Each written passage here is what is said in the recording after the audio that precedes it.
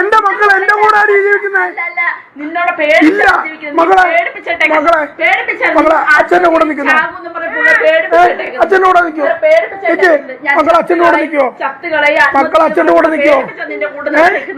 അല്ലാതെ കൊച്ചുകുട്ടികളുടെ മനസ്സുകൊണ്ട് ഇഷ്ടം കൊണ്ട് പ്രവൃത്തി പിള്ളേരെ മുമ്പിൽ നീ കാരണോടി ഒരു പോലീസുകാരെ മാറ്റുന്ന ആരുമാടി നീ? ഭാര്യ ഭർത്താക്കന്മാരാകുമ്പോൾ അവർക്കിടയിൽ പല പ്രശ്നങ്ങളും ഉണ്ടാകും അല്ലെ? അതൊക്കെ സ്വാഭാവികമാണ്. പക്ഷെ നിങ്ങൾ തമ്മിലുള്ള പ്രശ്നങ്ങളിലേക്ക് സ്വന്തം മക്കളെ വലിച്ചിരിക്കാതിരിക്കുക എന്നുള്ളതാണ് നിങ്ങൾ കാണിക്കേണ്ട ഏറ്റവും വലിയ മര്യാദ. സ്വന്തം മക്കളുടെ മുന്നിൽ വെച്ച് ഒരിക്കലും വഴക്ക് കൂടരുത്. കാരണം നിങ്ങൾ തമ്മിലുള്ള വഴക്ക് കാരണം ആ മക്കൾക്ക് ഉണ്ടാകുന്ന മെന്റൽ ട്രോമ എത്രത്തോളമാണെന്നുള്ളത് ഊഹിക്കാൻ പോലും കഴിയില്ല. ഭാവിയിൽ അത് അവരെ എങ്ങനെ ബാധിക്കുമെന്നും നമുക്ക് പറയാൻ കഴിയില്ല. ഞാൻ ഇത്രയും പറയാനുള്ള കാരണം എന്താണെന്ന് വെച്ചാണെങ്കിൽ, കഴിഞ്ഞ ദിവസം ഞാൻ FB-യിൽ ഒരു വീഡിയോ കാണാനിടയായി. മക്കളുടെ മുന്നിൽ വെച്ച് വഴക്ക് കൂടുന്ന ഒരു ഭാര്യയുടെയും ഭർത്താവിന്റെയും വീഡിയോ ആണ്. ഇവരുടെ വഴക്കിനിടയിൽ തരിച്ചു നിൽക്കുകയാണ് ആ ചെറിയ രണ്ട് മക്കൾ. നമുക്ക് എന്തായാലും ആ വീഡിയോ ഒന്ന് കണ്ടുനോക്കാം. ഇറങ്ങിപ്പോ, നീ ഇറങ്ങിപ്പോ, നീ എവിടെ വേണമെങ്കിലും അറിയിക്കും. നീ പോ, നീ ഇറങ്ങിപ്പോ. നിന്നെ ഇന്നലെ എന്റെ ഇല്ല ഇല്ല നീ നിന്റെ നീ എനിക്ക് വയ്യാത്ത എന്നെ നിനക്ക് നോക്കാൻ വയ്യാതെ നീ എന്തിനടി ഇന്നലെ ഉപേക്ഷിച്ച? നീ എന്തിനടി കയറി വന്നേ? നീ ഇറങ്ങിപ്പോടി കള്ളി, നീ ഇറങ്ങിപ്പോടി കള്ളി. ആ നീ കള്ളി ഇറങ്ങിപ്പോടി എന്റെ വീട്ടിൽ നിന്ന്. പോ നീ വന്ന കള്ളി. എന്റെ മക്കൾ എന്റെ കൂടെ ജീവിക്കുന്നത്. അച്ഛന്റെ കൂടെ നിൽക്കുന്നു. അച്ഛന്റെ കൂടെ നിൽക്കോ മക്കൾ? അച്ഛന്റെ കൂടെ നിൽക്കോ മക്കൾ? അച്ഛന്റെ കൂടെ നിൽക്കോ? അല്ലാതെ കൊച്ചുകുട്ടികളുടെ മനസ്സുകൊണ്ട് ഇഷ്ടം കൊണ്ട് അച്ഛന്റെയും അമ്മന്റെയും ഇടയിൽപ്പെട്ട് പകച്ചു നിൽക്കുകയാണല്ലേ ആ കുട്ടികൾ. വല്ലാത്തൊരു അവസ്ഥയാണ്. തങ്ങളുടെ വാശി ജയിക്കാൻ വേണ്ടി മക്കളെ പിടിച്ച് വലിക്കുന്ന മാതാപിതാക്കൾ. മോൻ എന്റെ കൂടെ നിൽക്കൂല എന്ന് അച്ഛൻ ചോദിക്കുകയാണ്. അമ്മയുടെ മുന്നിൽ വെച്ചാണ് ചോദിക്കുന്നത്. ആ കുഞ്ഞിന് എങ്ങനെയാണ് അവിടെ ഉത്തരം പറയാൻ കഴിയുക? അവനെ സംബന്ധിച്ചിടത്തോളം അച്ഛനും അമ്മയ്ക്കും ഒരേപോലെ അല്ലേ? അവൻ അച്ഛനും അമ്മയും രണ്ടുപേരും വേണം. അതുകൊണ്ട് തന്നെ അവൻ അച്ഛൻ പറയുന്നതെല്ലാം കേട്ടു ഒന്ന് മൂളുക മാത്രമാണ് ചെയ്തത്. ആത്മഹത്യാ ഭീഷണി മോയ്ക്കാണ് മക്കളെ രണ്ടുപേരെയും ഇയാൾ പിടിച്ചു വെച്ചിരിക്കുന്നത് എന്ന് ഭാര്യ എടുക്ക് പറയുന്നുണ്ട്. ഞാൻ നേരത്തെ പറഞ്ഞില്ലേ, ഭാര്യയും ഭർത്താവും ആവുമ്പോൾ പല പ്രശ്നങ്ങളും കാണും. അത് ചിലപ്പം കുറച്ചു കഴിഞ്ഞാൽ പരിഹരിക്കപ്പെടും. നിങ്ങൾ വീണ്ടും സെറ്റ് ആവും. പക്ഷെ നിങ്ങളുടെ വഴക്ക് കാരണം നിങ്ങളുടെ മക്കളിൽ ഉണ്ടാകാൻ പോകുന്ന മെന്റൽ ട്രോമ അത് കാലാകാലം നിലനിൽക്കും. അതാണ് പ്രശ്നം. ബാക്കി നോക്കാം. പ്രവൃത്തി പിള്ളേരെ മുമ്പിൽ നീ കാരണോടി ഒരു പോലീസുകാരെ മാറ്റുന്ന ആരുമാടി നീ? എന്റെ കുഞ്ഞുങ്ങൾക്ക് ആറ് മാറി കൊടുക്കുന്നതിന് പകരം നീ എന്തോടി കാണിച്ചേ?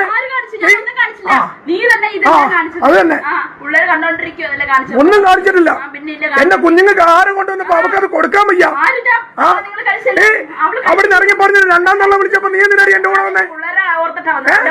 എന്റെ പിള്ളേരോ? എന്റെ പിള്ളേരാടി ഇത്?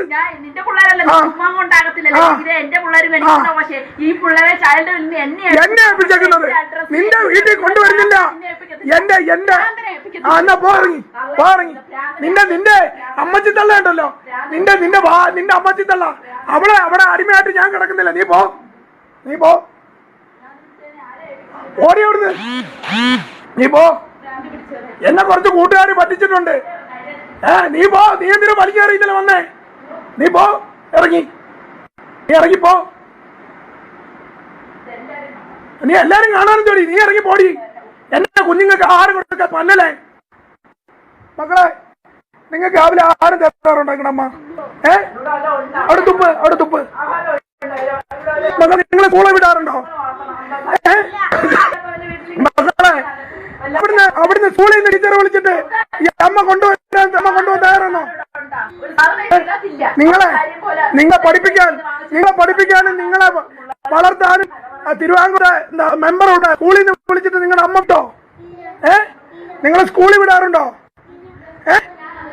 വല്ലാത്തൊരവസ്ഥ തന്നെയല്ലേ. എന്തെങ്കിലും പ്രശ്നങ്ങൾ ഉണ്ടെങ്കിൽ പരസ്പരം പറഞ്ഞു തീർക്കാന്നല്ലാതെ ഇതൊക്കെ ഇങ്ങനെ ഫേസ്ബുക്കിൽ ലൈവ് ഇട്ട് നാട്ടുകാരെ കാണിക്കുന്ന എന്തിനാണെന്നാണ് ഞാൻ ആലോചിക്കുന്നത്. സ്വന്തം മക്കളുടെ ഭാവിയെ കുറിച്ചെങ്കിലും ഒന്ന് ചിന്തിച്ചൂടെ? എന്തായാലും ഈ വീഡിയോ കണ്ടതിന് ശേഷം ഇവരാരാണെന്നുള്ളത് ഞാൻ ചെറുതായിട്ടൊന്ന് അന്വേഷിച്ചു. അങ്ങനെ ഞാൻ മനസ്സിലാക്കിയത് എന്താണെന്ന് വെച്ചാണെങ്കിൽ ഇയാളുടെ പേര് സരിത്ത് എന്നാണ്. സരിത്ത് കല്ലട. ഇയാൾ അത്യാവശ്യം പാട്ടൊക്കെ പാടുന്ന ഒരാളാണ്. പക്ഷെ ഇയാളുടെ ശ്വാസകോശത്തിന് എന്തോ തകരാറ് വന്ന് ബുദ്ധിമുട്ടിലാണെന്നാണ് ഇയാൾ പറയുന്നത്. മക്കളുടെയും ഭാര്യയുടെയും കൂടെ ഇയാൾ തെരുവിൽ പാട്ടൊക്കെ പാടിയാണ് ജീവിച്ചു പോകുന്നത്. മനോരമ ന്യൂസിലൊക്കെ ഇയാളെ കുറിച്ച് വാർത്തകൾ വന്നിട്ടുണ്ട്. നമുക്ക് എന്തായാലും ആ ന്യൂസ് ക്ലിപ്പ് ഒന്ന് കണ്ടുനോക്കാം.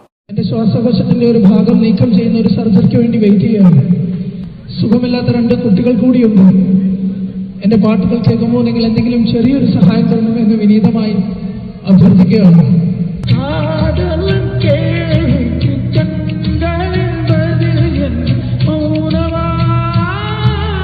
ചെറുപ്പം മുതലേ ഗാനമേളകളിൽ സജീവമായിരുന്നു സരിത്ത് കല്ലട. ഒരിക്കൽ പാടിക്കൊണ്ടിരുന്നപ്പോൾ വായിൽ രക്തം നിറഞ്ഞു. പരിശോധനകൾക്കൊടുവിൽ ശ്വാസകോശത്തിന്റെ അപ്പർ ലോബിൽ ഗുരുതരമായ രോഗബാധ കണ്ടെത്തി. കഴിഞ്ഞ 1.5 വർഷമായി ചികിത്സയിലാണ്. ഭാരപ്പെട്ട പണിയെടുക്കാനുള്ള ആരോഗ്യമില്ലാത്തതിനാൽ തെരുവിൽ പാട്ടുപാടിയാണ് നിത്യചെലവിനുള്ളത് കണ്ടെത്തുന്നത്. ശ്വാസകോശത്തിന്റെ അപ്പർ ലോബ് ബ്ലഡോ മറ്റു ചെയ്ത് നഷ്ടപ്പെട്ടിരിക്കുകയാണ്. 1 വർഷമായി ഞാൻ ട്രീറ്റ്മെന്റിലാണ്. പക്ഷെ ഇതുവരെയും എനിക്ക് സർജറി ചെയ്യുവാനുള്ള സാമ്പത്തികം കണ്ടെത്താൻ കഴിഞ്ഞിട്ടില്ല. എനിക്ക് സുഖമില്ലാത്ത 2 കുട്ടികൾ കൂടിയുണ്ട്. ബ്രെയിൻ സംബന്ധമായി സുഖമില്ലാത്ത ഒരു മകനും ഹൈപ്പർ ആക്ടിവിറ്റി സിൻഡ്രോമിന് ചികിത്സിക്കുന്ന ഒരു മകനും എനിക്കുണ്ട്. കൂടുതൽ നേരം പാട്ടുപാടിയാൽ രക്തം ഛർദ്ദിക്കും. തെരുവിൽ പാട്ടുപാടുമ്പോൾ ഭാര്യയും 3 മക്കളും എപ്പോഴും കൂടെയുണ്ടാകും. ഞങ്ങളെ ആരും സഹായിക്കാനില്ല. ഇപ്പൊ ഞങ്ങളുടെ അവസ്ഥ ഇതാണ്. വയ്യാത്ത ആളാ പാടിയാണ്. ഞങ്ങളിപ്പോ ചെലവും ആളിന് ആഴ്ച 3600 മരുന്ന് വേണം.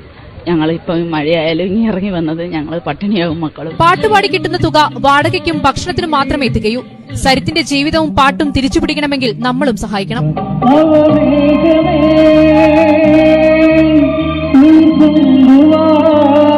ആള് നന്നായി പാടുന്നൊക്കെ ഉണ്ടല്ലേ, പക്ഷെ എന്ത് പറയാനാണ്, ഇയാളെ കുറിച്ച് ആർക്കും വലിയ നല്ല അഭിപ്രായം ഇല്ല എന്നുള്ളതാണ്. ആളൊരു ഉടായ്പാണ് എന്നുള്ളതാണ് പൊതുവെയുള്ളൊരു വിലയിരുത്തൽ. ചില കമന്റ്സുകൾ ഞാൻ വായിച്ചുതരാം. സകല ആശുപത്രികളിലും പോലീസ് സ്റ്റേഷനുകളിലും കയറി വെല്ലുവിളി ഭീഷണി, ആരെങ്കിലും പറ്റിച്ച് കുറച്ച് കാശുണ്ടാക്കിയ വലിയ ഹോട്ടലുകളിൽ കയറി മൂക്കുമുട്ടെ തിന്നുക, അജീർണം വരുമ്പോൾ 108 വിളിച്ച് ആശുപത്രിയിൽ പോവുക, വിളിക്കാത്ത ചടങ്ങുകളിൽ കൊച്ചുമക്കളുമായി കയറി ചെന്ന് രോഗം പറഞ്ഞ് പിരിക്കുക, കക്കൂസിലിരുന്ന് വരെ ലൈവ് ഇടുക, ലൈവിൽ പൂരത്തെറി പറയുന്നതിനോടൊപ്പം ആ 5ഉം 7ഉം വയസ്സുള്ള കുട്ടികളെ കൊണ്ട് വരെ തെറി പറയിക്കുക. ഇതൊക്കെയാണ് ഇവന് ദിനചര്യ. ഏജൻസി കേസുകളിൽ ഓടിയെത്തേണ്ട 108 ആംബുലൻസ് യഥാർത്ഥത്തിൽ ദുരുപയോഗം ചെയ്യുകയാണ് ഇയാൾ. അർഹതയുള്ളവരെ പോലും സഹായിക്കാൻ സ്വമനസ്സുകൾ മടിക്കുന്ന ഇത്തരക്കാർ കാരണമാണ് പിണറായി സർക്കാർ ഇവനെയും കുടുംബത്തെയും ദത്തെടുത്തു എന്നാണ് അവകാശവാദം. ആശുപത്രികളിൽ ചെന്നാൽ ഉടൻ ഇവൻ പറയുന്നതെല്ലാം നടക്കണം, ഇല്ലെങ്കിൽ ലൈവിൽ പൂരപ്പാട്ട് തുടങ്ങും. ടാക്സും ഇൻഷുറൻസും ഇല്ലാത്ത വണ്ടിയും കൊണ്ട് നടക്കുന്നതിനും പിടിച്ചപ്പോൾ തെറി പോലീസിന്. ഇന്നലെയും ഇന്നുമൊക്കെ അങ്കമാലി കാലടി പോലീസ് സ്റ്റേഷനുകളിലായിട്ട് വിളയാട്ട്. ലൈവിൽ കുടുംബക്കാരെയും നാട്ടുകാരെയും പറയുന്ന തെറി കേട്ടാൽ അറയ്ക്കും. സ്വന്തം ഭാര്യയ്ക്കെതിരെ മണിക്കൂറുകൾ നീളുന്ന ലൈവ് പൂരപ്പാട്ടായിരുന്നു ഓണത്തിന്. മുട്ടിന് സഖാവ് എന്ന് സ്വയം വിശേഷിപ്പിക്കുന്ന ഇയാൾ ഓണക്കാലത്ത് BJPയിൽ ചേർന്നിരുന്നു. ഇസ്ലാം മതത്തിലുള്ളവരെ കാണുമ്പോൾ ഇവനും മക്കൾക്കും മതം മാറി മുസ്ലിം ആയവരാണെന്ന് അവകാശപ്പെടും. അല്ലാത്ത സമയത്തെല്ലാം ഹിന്ദു. ഇടയ്ക്കെല്ലാം വല്ലാർപാടും പള്ളിയിൽ ചെന്ന് സാമ്പത്തിക സഹായം ചോദിച്ച് കിട്ടാത്തതിന് ക്രൈസ്തവ സമൂഹത്തെ ഒന്നടങ്കം പൂരത്തെറി പറഞ്ഞ് പോസ്റ്റിട്ടിരുന്നു.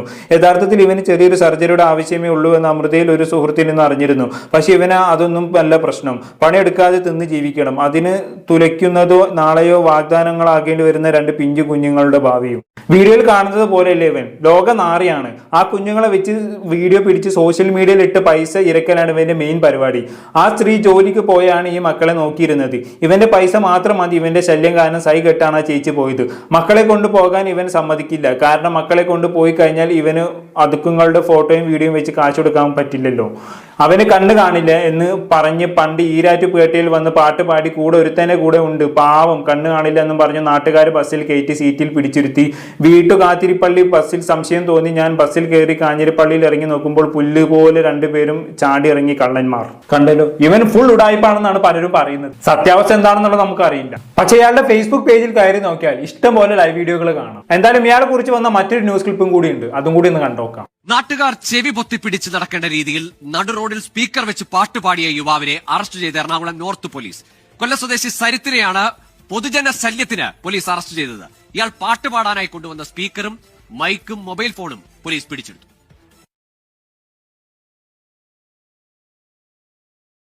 നമ്മളിപ്പോ നിൽക്കുന്നത് ചുറ്റുമലയിലാണ്. കാണുന്ന ഓട്ടോ ഓടിക്കുന്ന ആൾക്കാർ വെറുതെ ഇരിക്കാനല്ല, അവർക്ക് 10 തുട്ടുണ്ടാക്കി അവരുടെ കുടുംബം പോറ്റാനായിട്ടാണ്. ഇവിടെ സരിത്ത് കല്ലട എന്ന് പറയുന്ന ഒരുത്തൻ ഈ ഓട്ടോക്കാർക്കെതിരെ ഓട്ടം വിളിച്ചുകൊണ്ട് പോയിട്ട് പൈസ കൊടുക്കാതെ പലവട്ടവും പറ്റിച്ച് നടക്കുന്ന അവൻ ലൈവിൽ വന്ന് പൈസ മേടിച്ചാൽ ഇവരെ ഇട്ടിട്ട് ലൈവിൽ കാണിച്ച് ഇവരെ ഭീഷണിപ്പെടുത്തുന്ന ഒരു രീതിയിലാണ് അവൻ ഇവിടെ ലൈവ് ഇട്ടുകൊണ്ടിരിക്കുന്നത്.